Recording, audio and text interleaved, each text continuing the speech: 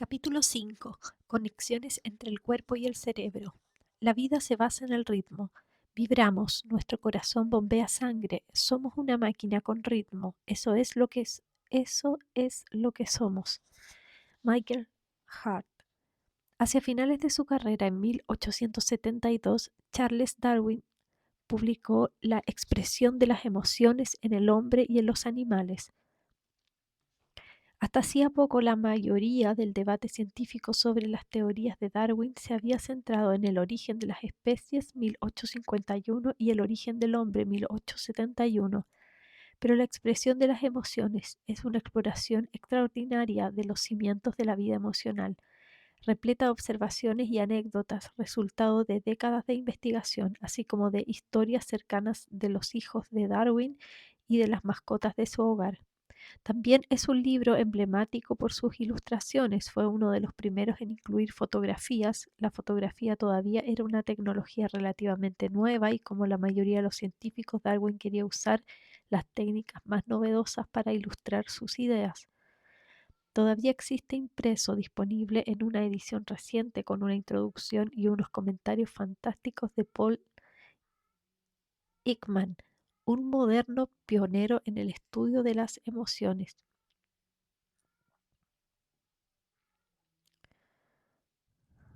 Darwin empieza su exposición descubriendo la organización común de todos los mamíferos, incluyendo a los seres humanos, los pulmones, los riñones, el cerebro, los órganos digestivos y los órganos sexuales que sostienen y permiten que la vida continúe. Aunque muchos científicos actuales le acusarían de antropomorfismo, Darwin respalda a los amantes de los animales cuando proclama: el hombre y los animales superiores también tienen instintos en común.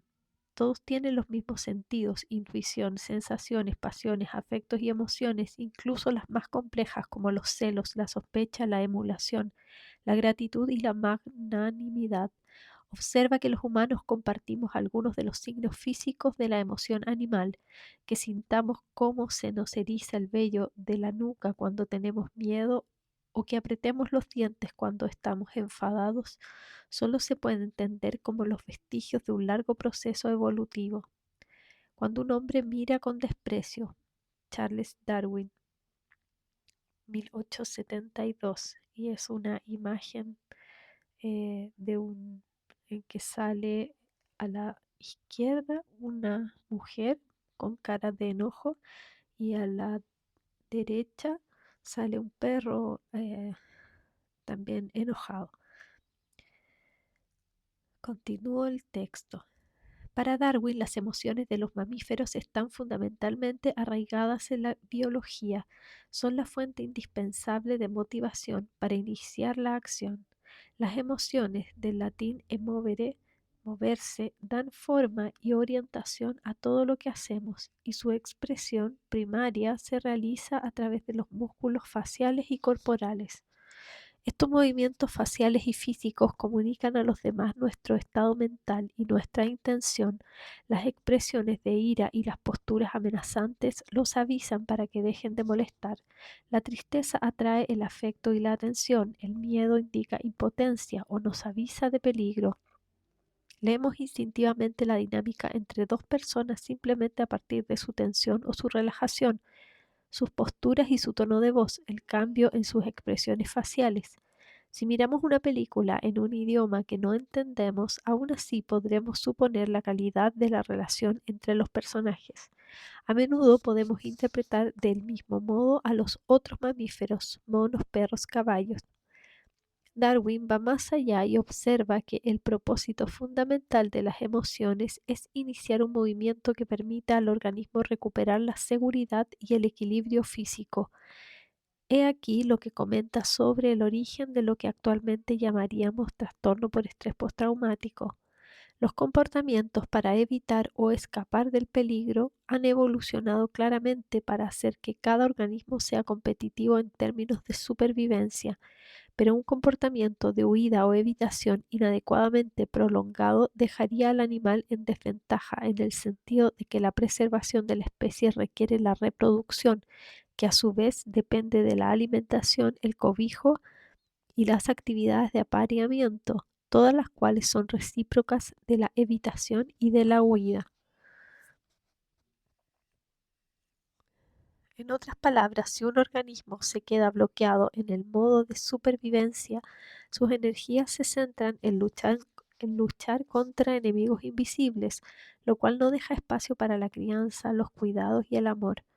Para los seres humanos significa que mientras la mente se está defendiendo contra unos ataques invisibles, nuestros vínculos más íntimos se ven amenazados junto con nuestra capacidad de imaginar, planear, jugar, aprender y prestar atención a las necesidades de otras personas. Darwin también escribió sobre las conexiones entre el cuerpo y la mente que seguimos explorando en la actualidad.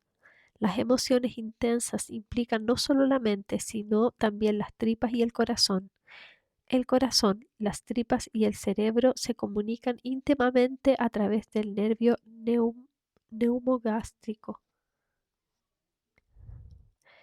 el nervio crítico implicado en la expresión y la gestión de las emociones tanto en los seres humanos como en los animales.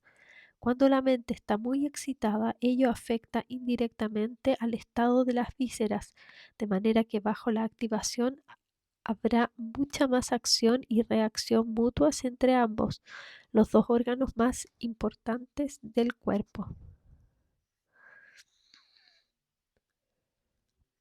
La primera vez que vi este fragmento lo leí con gran entusiasmo. Obviamente experimentamos nuestras emociones más devastadoras como sentimientos y penas angustiantes. Mientras registremos las emociones básicamente en nuestra cabeza, podemos más o menos controlar, pero sensaciones como que se nos hunde el pecho o que nos golpean en la barriga son insoportables.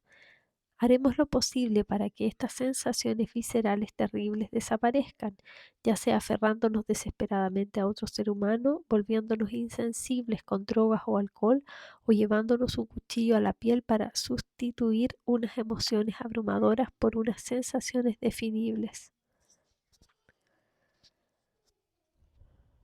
¿Cuántos problemas de salud mental, desde la adicción a las drogas al comportamiento autolesivo, empiezan como un intento de sobrellevar el dolor físico insoportable de nuestras emociones? Si Darwin tenía razón, la solución requiere encontrar maneras de ayudar a la gente a modificar el paisaje sensorial interior de su cuerpo. Hasta hace poco tiempo, gran parte de la ciencia occidental ignoraba esta comunicación bidireccional entre el cuerpo y la mente, aunque ha sido fundamental en prácticas de sanación tradicionales en muchos otros lugares del mundo, en particular en la India y en China. Actualmente está transformando nuestra forma de comprender el trauma y la recuperación. Una ventana hacia el sistema nervioso. Todos los pequeños signos que registramos instintivamente durante una conversación, los cambios musculares y las tensiones en el rostro de la otra persona, sus movimientos oculares y la dilatación de las pupilas, así como el tono y la velocidad de la voz, además de las fluctuaciones en nuestro propio paisaje interior, salivación, deglución, respiración y ritmo cardíaco, están unidos mediante un único sistema regulatorio. Todos son producto de la sincronía entre las dos ramas del sistema nervioso autónomo, el simpático, que actúa como el acelerador del cuerpo, y el parasimpático, que actúa como los frenos. Estos son los sistemas recíprocos de los que hablaba Darwin, y juntos desempeñan un papel importante en el manejo del flujo energético del cuerpo. Uno se prepara para gastarlo y el otro para conservarlo. El sistema nervioso simpático es el responsable de la activación, incluida la respuesta de lucha o huida, el comportamiento de escape o evitación de Darwin. Hace casi 2000 años, el médico romano Galeano le llamó simpático porque observó que funcionaba con las emociones, sin patos. El sistema nervioso central, no, simpático, perdón. El sistema nervioso simpático desplaza la sangre a los músculos para que actúen rápidamente, en parte haciendo que las glándulas suprarrenales liberen adrenalina, que acelera el ritmo cardíaco y aumenta la presión sanguínea. La segunda rama del sistema nervioso autónomo es el sistema nervioso parasimpático contra las emociones o sistema nervioso o SNP, que promueve las funciones autopreservadoras como la digestión y la cicatrización. Desencadena la liberación de acetilcolina para frenar la activación, reduciendo el ritmo cardíaco, relajando los músculos y recuperando una respiración normal. Como Darwin señaló, las actividades de alimentación, cobijo y apareamiento dependen del sistema nervioso parasimpático. Existe una manera sencilla de experimentar ambos sistemas por nosotros mismos. Cuando respiramos profundamente, activamos el sistema nervioso simpático. El resultante estallido de adrenalina acelera el corazón, lo cual explica por qué tantos atletas realizan unas respiraciones cortas y profundas antes de empezar una competición. Expirar, por su parte, activa el sistema nervioso parasimpático, que frena el ritmo cardíaco. Si realiza una clase de yoga o de meditación, el instructor seguramente le pedirá que preste particularmente atención a la expiración, ya que las respiraciones profundas y largas ayudan a calmarnos. Cuando respiramos, estamos continuamente acelerando y frenando el corazón, y debido a ello el intervalo entre los dos latidos cardíacos no es nunca exactamente el mismo. Se puede usar una medición llamada variabilidad del ritmo cardíaco, BRC, para comprobar la flexibilidad de este sistema, y una buena variabilidad del ritmo cardíaco es una señal de que el freno y el acelerador de nuestro sistema de activación están funcionando adecuadamente y equilibradamente. Para nosotros, adquirir un instrumento para medir la variabilidad del ritmo cardíaco fue un gran avance. En el capítulo 16 explicaré cómo podemos usar la variabilidad del ritmo cardíaco para ayudar a tratar el trastorno por estrés postraumático.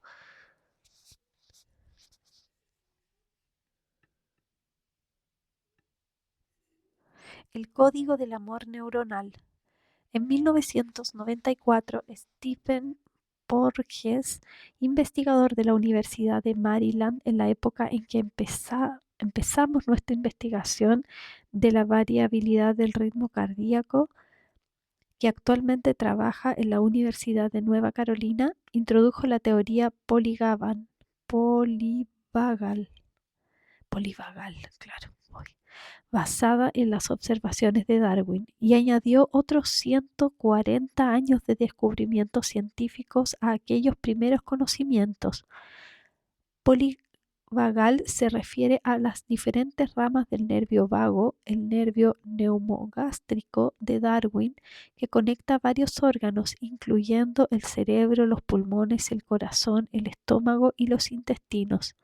La teoría polivagal nos permitió comprender con mayor sofisticación la biología de la seguridad y del peligro, basada en la sutil interrelación entre las experiencias viscerales de nuestro propio cuerpo y las voces y los rostros de las personas que nos rodean. Explicaba por qué un rostro amable o un tono de voz relajante pueden alterar drásticamente cómo nos sentimos. Aclaraba por qué saber que somos vistos y escuchados por las personas importantes de nuestra vida puede hacernos sentir tranquilos y seguros, y por qué ser ignorado o dejado de lado puede precipitar reacciones de rabia o el colapso mental. Nos ayuda a comprender por qué estar en sintonía con otra persona puede sacarnos de un estado de desorganización y miedo. En resumidas cuentas, la teoría de Porges nos hizo mirar más allá de los efectos de lucha o huida, y poner las relaciones sociales delante y en el centro de nuestro conocimiento sobre el trauma. También sugería nuevos enfoques sobre la curación centrados en reforzar el sistema corporal que regula la activación. Los seres humanos están sorprendentemente sintonizados con los cambios emocionales sutiles de las personas y animales que tienen alrededor.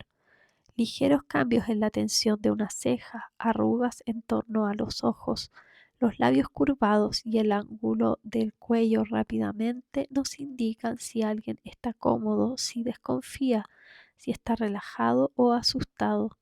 Nuestras neuronas espejo registran su experiencia interior y nuestro cuerpo realiza ajustes internos en función de lo que percibimos. Así, los músculos de nuestro rostro dan pistas a los demás sobre si estamos tranquilos o emocionados, si tenemos el corazón acelerado o tranquilo, y si estamos a punto de abalanzarnos sobre ellos o de salir corriendo. Cuando el mensaje que recibimos de la otra persona es "conmigo estás seguro", nos relajamos. Si somos afortunados en nuestras relaciones, también nos sentimos alimentados, apoyados y restaurados cuando miramos el rostro y los ojos de la otra persona. Nuestra cultura nos enseña a centrarnos en la unicidad personal, pero a un nivel más profundo prácticamente no existimos como organismos individuales. Nuestros cerebros están diseñados para ayudarnos a funcionar como miembros de una tribu. Formamos parte de esa tribu incluso cuando estamos solos, ya sea escuchando música que otra gente ha creado, mirando un partido de baloncesto por la televisión y nuestros músculos se tensan cuando los jugadores corren y saltan, o preparando una hoja de cálculo para una reunión de ventas, anticipando las reacciones de nuestro jefe.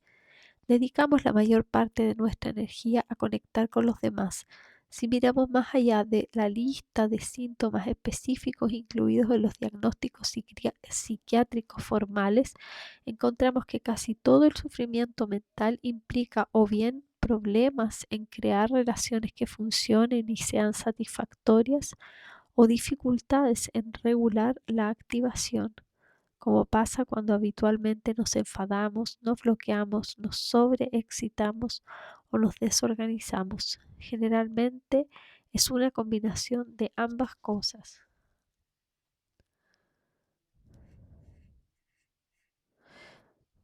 Eh,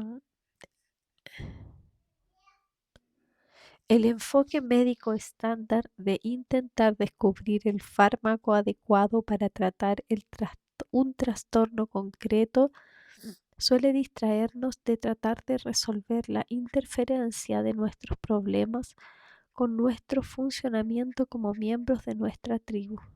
Seguridad y reciprocidad. Hace unos años escuché a Jerome Kagan, un distinguido profesor emérito de psicología infantil de Harvard, decir al Dalai Lama que por cada acto de crueldad en este mundo existen centenares de pequeños actos de bondad y conexión. Su conclusión fue: ser benevolente en lugar de malevolente es probablemente una característica auténtica de nuestra especie. Ser capaz de sentirse seguro con otras personas es probablemente el aspecto más importante de la salud mental. Las conexiones seguras son fundamentales para tener una vida con sentido y satisfactoria. Muchos estudios sobre las respuestas ante los desastres en todo el mundo han demostrado que el apoyo social es la protección más potente contra la anulación provocada por el estrés y el trauma. El apoyo social no es lo mismo que estar simplemente en presencia de otras personas. La cuestión crítica es la reciprocidad. Ser realmente escuchado y visto por las personas que nos rodean, sentir que tenemos el apoyo de alguien en su mente y en su corazón. Para que nuestra fisiología se calme, se cure y crezca, necesitamos una sensación visceral de seguridad. Ningún médico puede extender una receta de amistad y amor. Son capacidades complejas y ganadas con esfuerzo. No hace falta tener un historial traumático para sentirse cohibido e incluso aterrado en una fiesta con extraños, pero el trauma puede hacer que el mundo parezca una fiesta de alienígenas. Muchas personas traumatizadas se encuentran crónicamente desincronizadas con las personas que las rodean. Algunas encuentran consuelo en grupos en los que pueden recordar sus experiencias de guerra, de violación o tortura con otras personas con un pasado o experiencias similares. Centrarse en una historia compartida de trauma y de victimización mitiga su aguda sensación de aislamiento, pero generalmente al precio de tener que negar sus diferencias individuales. Solo se puede ser miembro si se es conforme al código común. Aislarse en un grupo de víctimas definido de manera estricta promueve una visión de los demás como irrelevantes en el mejor de los casos y como peligrosos en el peor, lo cual a la larga solo provoca más aislamiento. Las bandas, los partidos políticos extremistas y los cultos religiosos pueden proporcionar consuelo, pero raramente promueven la flexibilidad mental necesaria para estar completamente abiertos a lo que la vida tiene que ofrecer y por siguiente no pueden liberar a sus miembros de sus traumas. Las personas que funcionan bien son capaces de aceptar las diferencias individuales y reconocer la humanidad de los demás. En las 2 últimas décadas se ha reconocido ampliamente que cuando los adultos o los niños están demasiado asustados o bloqueados para obtener consuelo de los seres humanos, las relaciones con otros mamíferos pueden ayudar. Los perros y los caballos e incluso los delfines ofrecen una compañía menos complicada, aportando la sensación de seguridad necesaria. Los perros y los caballos en especial se usan mucho actualmente para tratar a algunos grupos de pacientes con traumas. 3 niveles de seguridad. Tras el trauma experimentamos el mundo con un sistema nervioso diferente, en el que la percepción del riesgo y de la seguridad está alterada. Borges acuñó la palabra neurocepción para describir la capacidad de evaluar el peligro y la seguridad relativos en nuestro entorno. Cuando intentamos ayudar a las personas con una neurocepción defectuosa, el primer reto es encontrar formas de poner a cero su fisiología para que sus mecanismos de supervivencia dejen de funcionar en su contra. Esto significa ayudarles a responder adecuadamente al peligro, pero incluso más que eso, a recuperar la capacidad de sentir la seguridad, la relajación y una reciprocidad verdadera. He entrevistado extensamente y he tratado a 6 personas que sobrevivieron a accidentes aéreos. 2 dijeron haber perdido la conciencia durante el accidente, aunque no tenían heridas físicas. Se colapsaron mentalmente. 2 entraron en estado de pánico y permanecieron alterados hasta mucho después del inicio del tratamiento. 2 permanecieron tranquilos y fueron capaces de ayudar a evacuar a otros pasajeros de los restos del avión en llamas. He encontrado respuestas similares en supervivientes de violaciones, accidentes de tráfico y torturas. En el capítulo anterior vimos las reacciones radicalmente diferentes de Stan y Ute al revivir el accidente que sufrieron en la autopista, uno al lado del otro. ¿Qué representa este espectro de respuestas centrado, colapsado o agitado? La teoría de Borges ofrece una explicación. El sistema nervioso autónomo regula tres estados fisiológicos fundamentales. El nivel de seguridad determina cuál de ellos se activa en qué momento concreto. Cuando nos sentimos amenazados, instintivamente pasamos al primer nivel, la interacción social. Pedimos ayuda, apoyo y consuelo a las personas que nos rodean. Pero si no acude nadie en nuestra ayuda o estamos ante un peligro inmediato, el organismo pasa a un modo de supervivencia más primitivo, luchar o escapar. Luchamos contra nuestro atacante o corremos a un lugar seguro. Sin embargo, si esto falla, no podemos escapar, estamos retenidos o atrapados, el organismo intenta preservarse bloqueándose o gastando el mínimo de energía posible. Es cuando estamos en estado de paralización o de colapso. Aquí es donde entra en juego el nervio vago con sus diferentes ramas y describiré brevemente su anatomía porque es fundamental para comprender cómo manejamos el trauma.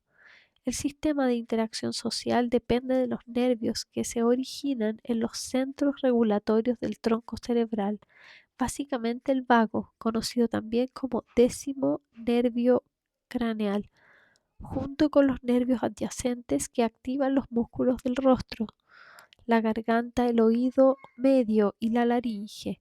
Cuando el complejo vagal central CVB dirige la función sonreímos.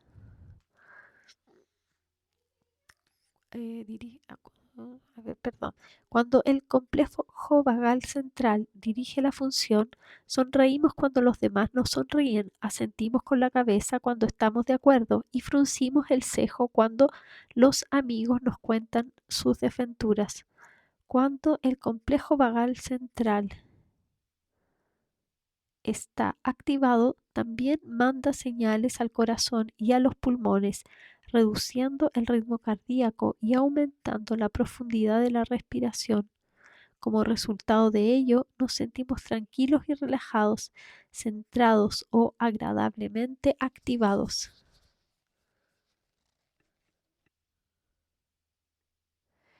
Después aparece una imagen del nervio vago, una imagen del cuerpo, sí. El nervio vago, y dice junto a esa imagen, el nervio vago con sus múltiples ramas. El nervio vago al que Darwin llamaba nervio neumogástrico, registra las penas y los sentimientos dolorosos. Cuando una persona siente cierto malestar, la garganta se le seca, la voz se tensa, el corazón se acelera y la respiración se vuelve rápida y superficial. Después aparece una imagen de tres, tres monos y dice tres respuestas ante la amenaza. 1. El sistema de interacción social. El mono alarmado señala el peligro y pide ayuda. Y eso se abrevia como complejo vagal central. Claro. Lucha o huida. Enseña los dientes, el rostro de la rabia y el terror. SNS. Sistema nervioso simpático sería. Colapso. El cuerpo indica la derrota y se retracta. CBD. Cualquier amenaza a nuestra seguridad o a las conexiones sociales desencadena cambios en las áreas enervadas por el complejo vagal central. Cuando sucede algo angustiante, automáticamente nuestras expresiones faciales y tono de voz denotan nuestra preocupación y estos cambios sirven para pedir a otros que vengan a ayudarnos. Sin embargo, si nadie responde a nuestra petición de ayuda, la amenaza aumenta y el cerebro límbico más antiguo entra en acción. El sistema nervioso simpático toma el control, movilizando músculos, corazón y pulmones para luchar o escapar. Nuestra voz se acelera y se vuelve más estridente y nuestro corazón empieza a bombear más deprisa. Si hay un perro en la habitación, se moverá y gruñirá porque podrá oler la activación de nuestras glándulas sudoríparas. Finalmente, si no existe escapatoria.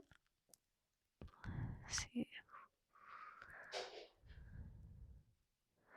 Finalmente, si no existe escapatoria y no podemos hacer nada para detener lo inevitable, activaremos el sistema de emergencia definitivo, el complejo vagal dorsal, CVD.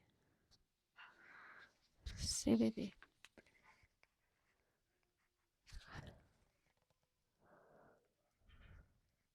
Este sistema llega debajo del diafragma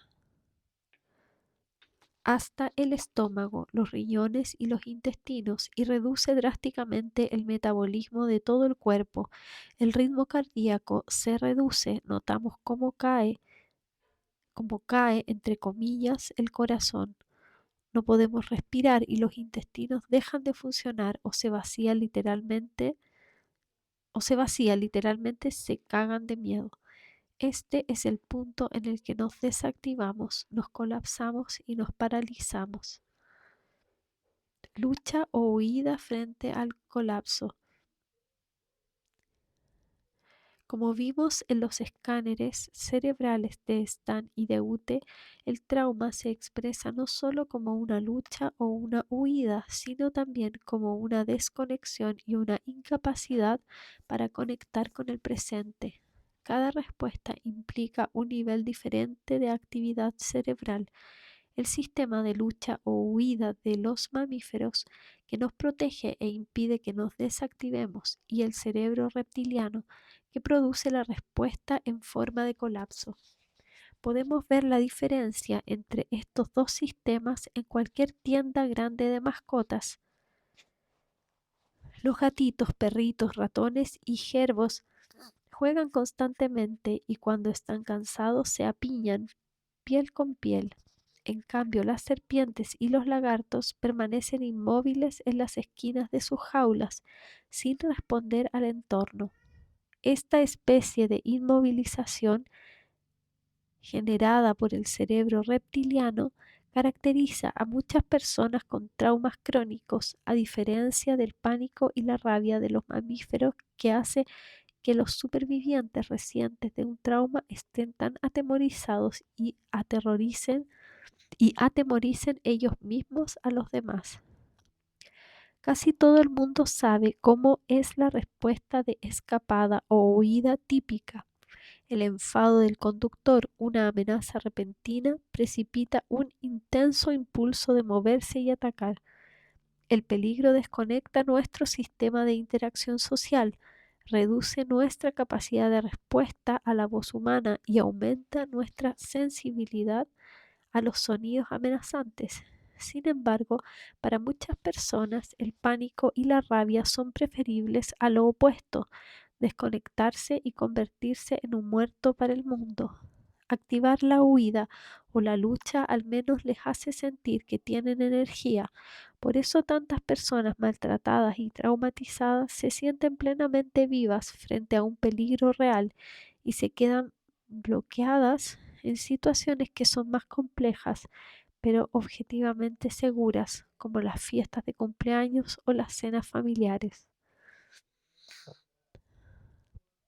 Cuando luchar o correr no resuelve la amenaza, activamos el último recurso, el cerebro reptiliano, el sistema de emergencia definitivo.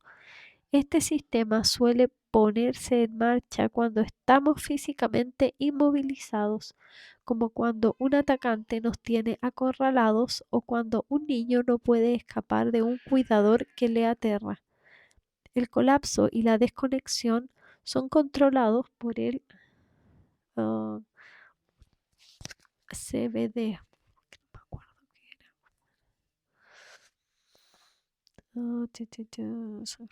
Una parte evolutivamente antigua del sistema nervioso simpático asociado a síntomas digestivos como diarrea y náuseas. También reduce el ritmo cardíaco e induce una respiración superficial. Una vez que este sistema toma el control, las otras personas y nosotros mismos dejamos de importar, la conciencia se apaga y puede que físicamente ya no registremos el dolor.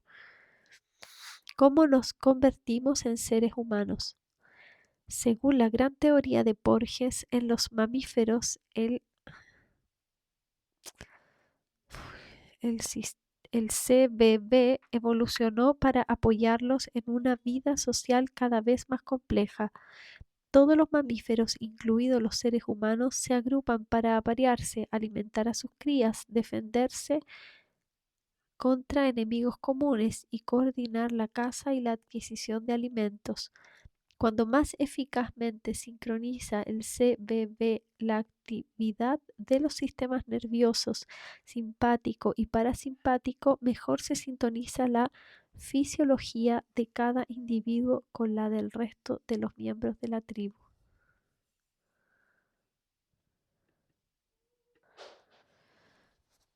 Considerar de este modo el complejo vagal central explica cómo ayudan los padres de manera natural a sus hijos a regularse. Los recién nacidos no son muy sociales, pasan la mayor parte del tiempo durmiendo y se despiertan cuando tienen hambre o están mojados. Después de comer, pueden pasar cierto tiempo mirando alrededor, quejándose u observando, pero pronto se vuelven a dormir, siguiendo su propio ritmo interior. Muy pronto en la vida ya están bastante a la merced de las mareas alternantes de su sistema nervioso, simpático y parasimpático, y su cerebro reptiliano es básicamente el que dirige el espectáculo. Pero día a día, a medida que los arrullamos y les sonreímos y los mimamos, estimulamos el crecimiento de la sincronicidad en su complejo vagal central.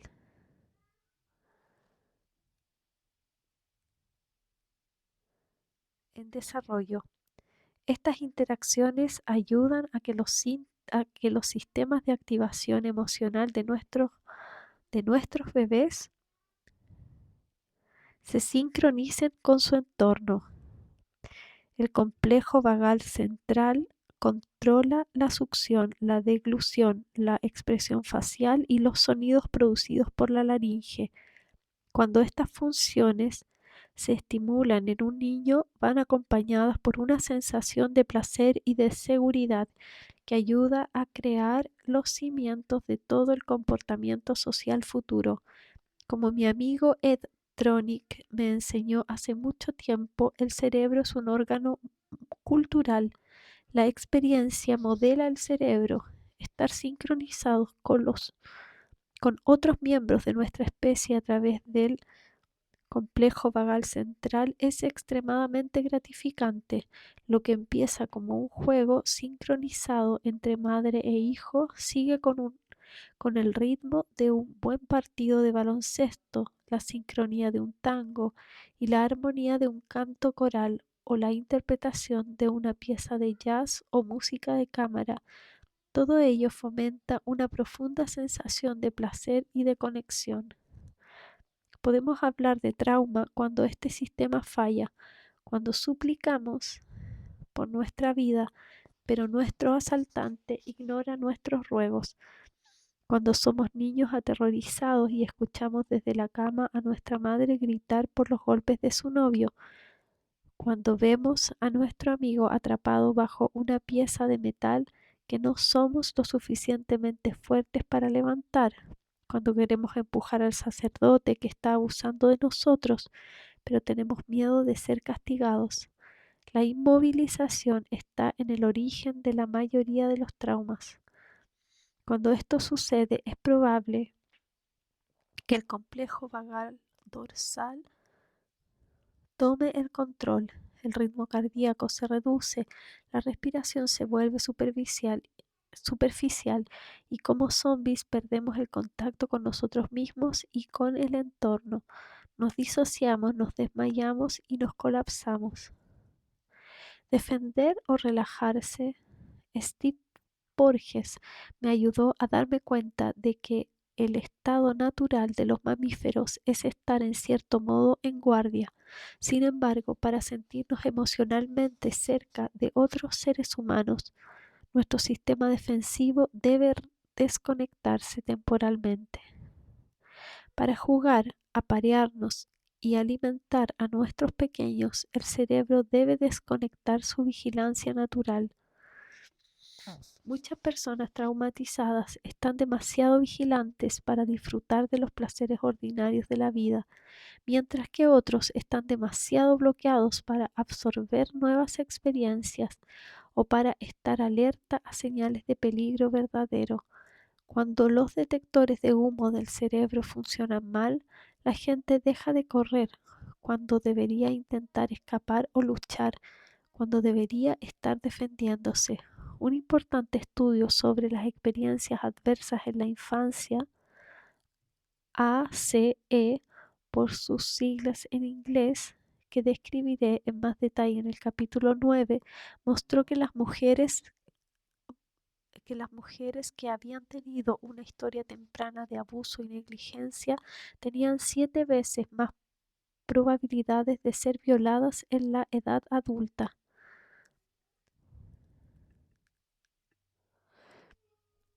Las mujeres que de niñas habían sido testigos de los malos tratos a su madre por parte de su pareja tenían mucha más probabilidad de ser víctimas de violencia doméstica. Muchas personas se sienten seguras mientras puedan limitar su contacto social a conversaciones superficiales, pero el contacto físico real puede desencadenar intensas reacciones. Sin embargo, como señala Porges, para lograr cualquier tipo de intimidad profunda, un abrazo intenso, dormir con un amigo y el sexo, requiere permitirse a uno mismo experimentar la inmovilización sin miedo. Para las personas traumatizadas resulta especialmente difícil diferenciar cuándo están realmente seguras y poder activar sus defensas cuando están en peligro. Esto requiere tener experiencias que puedan restaurar la sensación de seguridad física, un tema que volveré a tocar en varias ocasiones en los siguientes capítulos. Nuevos enfoques sobre el tratamiento. Si comprendemos que los niños y los adultos traumatizados quedan bloqueados en la lucha o en la huida o en una desconexión crónica, ¿cómo les ayudamos a desactivar estas maniobras de defensa que en una ocasión garantizaron su supervivencia? Algunas personas que trabajan con supervivientes de traumas tienen un don y saben cómo hacerlo intuitivamente. Steve Gross solía dirigir el programa de juegos en el Trauma Center. Steve a menudo se paseaba por la clínica con una pelota de playa con colores brillantes y cuando veía a niños enfadados o paralizados en la sala de espera, les lanzaba una gran sonrisa. Los niños raramente respondían. Luego, un poco más tarde, volvía y accidentalmente lanzaba la pelota cerca de donde estuviera sentado el niño en cuestión. Al acercarse para recogerla, Steve la empujaba hacia el niño, que a menudo se la devolvía con poco entusiasmo. Poco a poco terminaban pasándosela mutuamente y las sonrisas no tardaban en aparecer en el rostro de ambos. A partir de unos movimientos simples y sincronizados rítmicamente, Steve había creado un pequeño lugar seguro en el que el sistema de interacción social podía empezar a reemerger.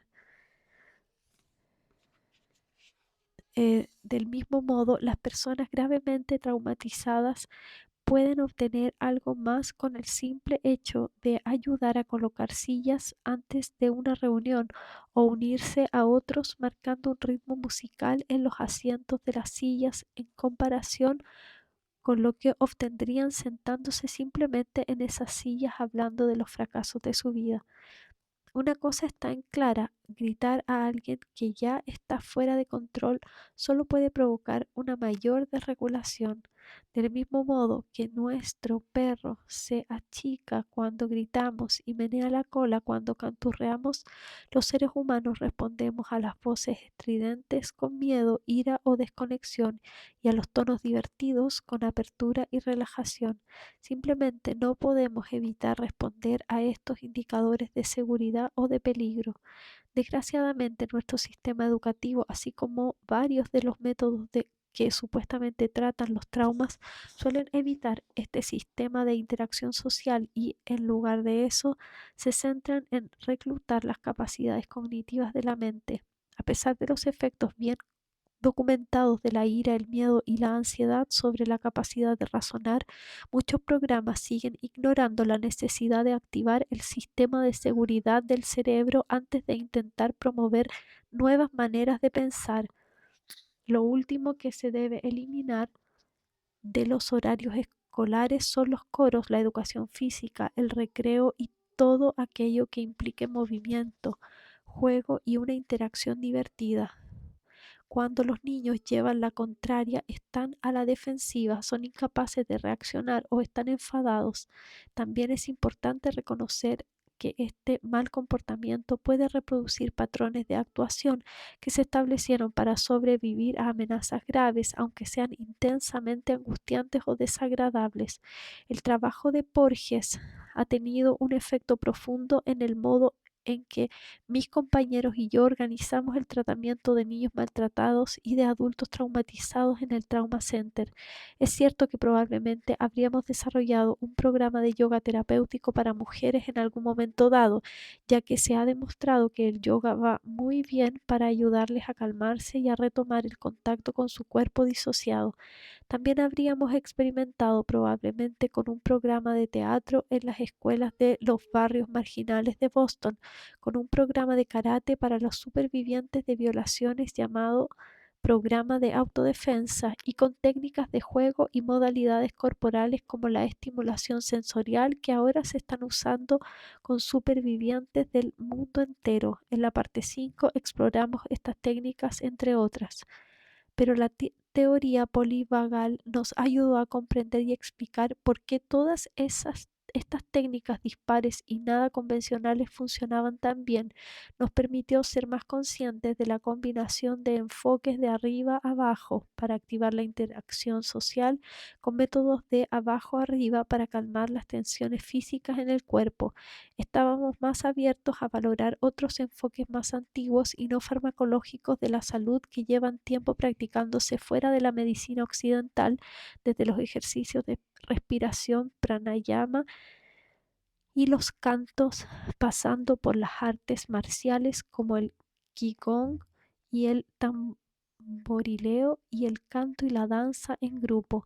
Todo se basa en los ritmos interpersonales, la conciencia visceral y la comunicación vocal y facial, que ayudan a las personas a salir de los estados de lucha o huida, a reorganizar su percepción del peligro y a aumentar su capacidad de gestionar las relaciones.